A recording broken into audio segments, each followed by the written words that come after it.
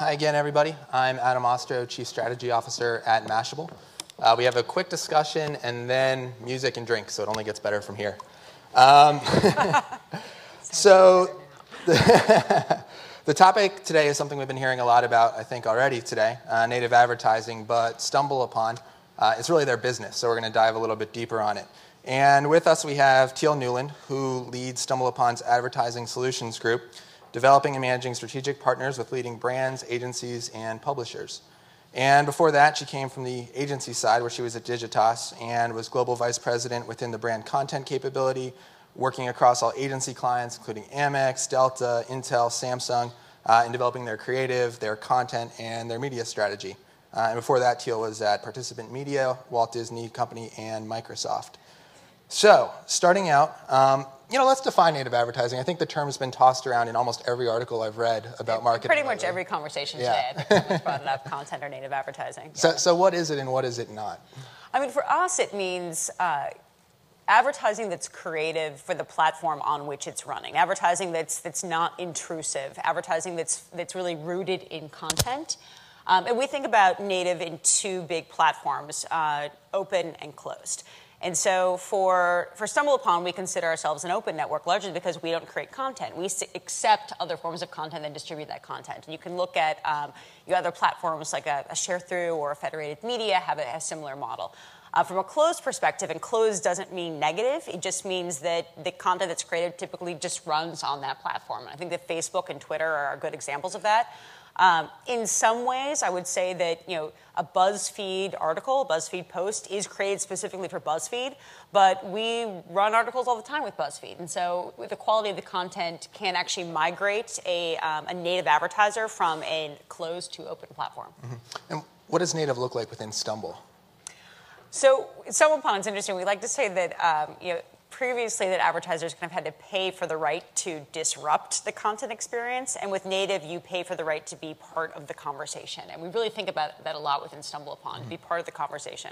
So StumbleUpon, I'm hoping that people have used it or familiar with the brand, but it's really about content discovery and about this idea of finding something that you didn't know existed and being really amazed and inspired by that experience. And so when you have those kind of lofty goals as a company, it's hard for us to look at a user and then say, we're going to stop this enlightenment experience and show you an ad. Mm-hmm. And so we bake this idea of native advertising into the platform. So StumbleUpon, you go in, you log in, you choose your interest, then you start stumbling. It's this window to the web. And about every 20th page, or about 5% of our inventory, is reserved for a sponsored stumble, so a paid inclusion. Mm-hmm. Now, some brands do content really well, some don't do really well. Mm-hmm. So how do you maintain the stumble experience? And what happens when a piece of content that a brand produces just isn't effective or is actually disruptive to users? I know. All advertising can be really beautiful, right? I mean, we hope to it and we aspire to it. But, well, one, we have some great content partnerships with folks like BuzzFeed, The Atlantic, Forbes, and a number of publishing partners at Count Hearst and Condé Nast and Time, AOL, and Yahoo, who are producing great content programs with their brand partners. And so we actually do a lot of distribution for native platforms. The ad unit for us can also be the brand page. And sometimes I'm surprised by, frankly, the brand pages that are very obviously branded that take off. I mean, a lot of that is great contextual targeting within StumbleUpon. And so when a brand comes to us and around appliances, perhaps, we're not going to serve appliances within movies. And so hopefully the experience for users is still very relevant. Mm-hmm. But it's interesting that we still, and this goes to kind of how media is involved in the creative process, that we still have brand pages that we'll get, and it's really the back end of a display ad. And we have a conversation with the agency, and it's this isn't native, this isn't content, and it's this was made 6 months ago. The banner is baked, the creative is baked. This is what we've got. Mm-hmm. So it can be hard. What type of content do you see perform really well that brands are creating that ends up on Stumble? It's all over the place, and people ask me that all the time, what performs well. I think one of the big things, and this is especially relevant to native, is when a brand has the confidence to get out of the way and let the content shine and let the partnership shine. And we just saw the Gap speak, and I think that their style by partnership is a really great example of that, and that certainly the Gap is integrated into that program, but really the power of the networks they partnered with that shines through and that lets the content really travel. At the same time that we ran the Old Spice Muscle Music video, and that did great. It did great in a number of places. But I think that, the biggest learning is have the confidence for the brand to fund the content and potentially step away. And how does a brand measure success in native with Stumble or with these other platforms? What do you think what are the metrics? A lot depends on the brand. We look at retail partners who, again, invest in content and see, X time number of conversions based on the content investment. We still do have, and I think it's hard for our industry when you can look at that like count go up, that view count go up on YouTube, and we call it kind of the arms race of the like in some ways on Facebook. And that, unfortunately, that can be a measurement for success. And we can help with that, certainly, but it's not necessarily an end-all to the success of the campaign. Now, critics of native advertising point out or try to make the argument that it doesn't have enough scale to work. What do you say to that, and how do you make native advertising campaigns really scale? Well, for StumbleUpon, we say that the scale works for us is because we can, the ad unit is the brand page. The ad unit is the URL, essentially. And so we can get a lot of scale and distribution there.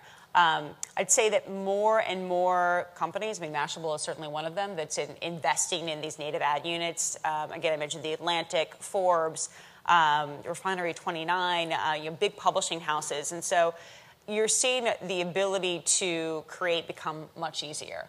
The last bit, I'd say, is the distribution piece. That I think that there's maybe a misconception that, it's difficult to create, then it's really hard to distribute. And again, I think that's for advertisers and their agencies looking at both the kind of closed platforms as well as where the open platforms for distribution provides a lot of scale. What role do you see the agency playing in managing these native ad campaigns? You can just go onto Facebook or Stumble. It's self-serve. You can buy your own ads. What role does the agency play? So many levels. I think there's so many opportunities on the agency side, largely because, and this is speaking from experience at an agency, that you have a direct line from creative into media.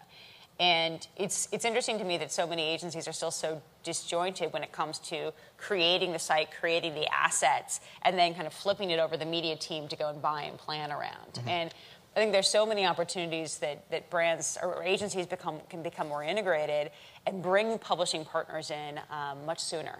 And publishing partners, I say technology partners as well. I think that there was a comment earlier today about, do we move the Mashable Summit to the Valley, essentially to the West Coast, and how technology is really becoming a fuel for content creation. Different type of question. Do you see native ultimately supplanting display, or is it complementary? I think that it's complementary for a couple different reasons. And the biggest one is, so I used to work within a brand content division of an agency, and there was a lot of pressure on brand content and even native advertising to kind of do everything, to build the brand, to sell the product, to ask for the money, to get the newsletter sign up, to do all these different things. And it was an over-reliance on brand content and not really what it's meant to do. But when you compare it with display and you have the right media mix with search and kind of any number of other mediums, you kind of let display be display and do what it does well. Let search do search, and let native and content do what it needs to do. I think there's some really good examples of that a brand like American Express, for example, that has a number of different content platforms. One in particular is called Unstage that they developed with Vivo and YouTube, that really lets American Express be the brand and be the brand for access. And they have many other programs largely run through display and search that are much more acquisition driven. I see a brand like, it's a great example on Tumblr the other day, which was for Cisco. And they had this very kind of hipster creative Tumblr page. One of, I think, their kind of creatives was, go find your bacon. It was like, go find your awesomeness today, because bacon is essentially awesome, which is so kind of nonlinear to what I would expect from Cisco. But it was positive in that they were kind of letting the content express the brand beliefs in a way they couldn't necessarily with display or with search.